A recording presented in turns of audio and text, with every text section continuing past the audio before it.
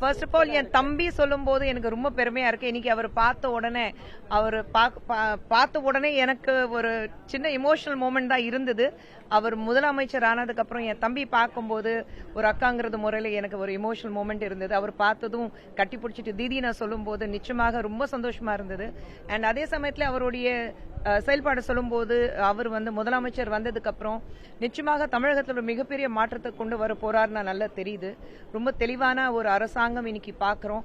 எல்லாரும் வேலை செய்யணும் அதுல மட்டும்தான் இருக்காங்க. யாருக்கும் நான் என் மாமனா மச்சனா அது பார்க்காம மக்களுக்கு என்ன நல்லது செய்ய முடியும் அது மட்டும்தான் பார்த்துட்டு அதை நோக்கி தான் அவங்க போயிட்டு இருக்காங்க. ஸோ ரொம்ப சந்தோஷமா இருக்கு, ரொம்ப பெருமையா இருக்கு. தம்பி ஒரு முதலமைச்சர் அப்படின்னா ஒரு பிஹைண்ட் த டெஸ்க் பார்க்கும்போது ஒரு ஃபீலிங்கே தனியா இருந்தது.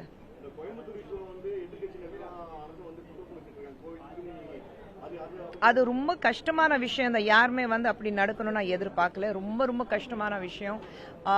இன்னி வரைக்கும் நம்ம என்ன சொல்றது, நம்ம சமுதாயத்துல இந்த மாதிரி மிருகங்கள் இன்னும் வாழ்ந்துட்டு இருக்காங்க. பட் வந்த உடனே என்னனாலதான் நீ வந்த, நான் இருக்கிறதுனால நீ வந்த, அவங்க ஆக்சுவலி என்னென்ன நடந்தது அது மறந்துட்டு வந்த உடனே 10 நாளுக்குள்ள நீ எல்லாமே சரிப்படுத்தணும்னா இத்தனை வருடங்களாக நீங்க மாத்தி மாத்தி வேலை செஞ்சீங்க, அப்போ உங்களால ஒன்னும் பண்ண முடியல. 10 வருடத்துல ஒரு மாற்றங்கள் எப்படி கொண்டு வர முடியும்?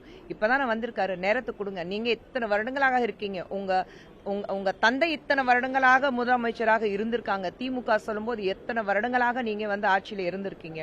உங்களால கொண்டு வராத மாற்றத்தை ஜோசப் அவர்கள் ஏன்னா ஒரு 5 நாள் 10 நாள் கொண்டு வர முடியும். டைம் கொடுங்க, நிச்சயமாக மாற்றம் வரும்.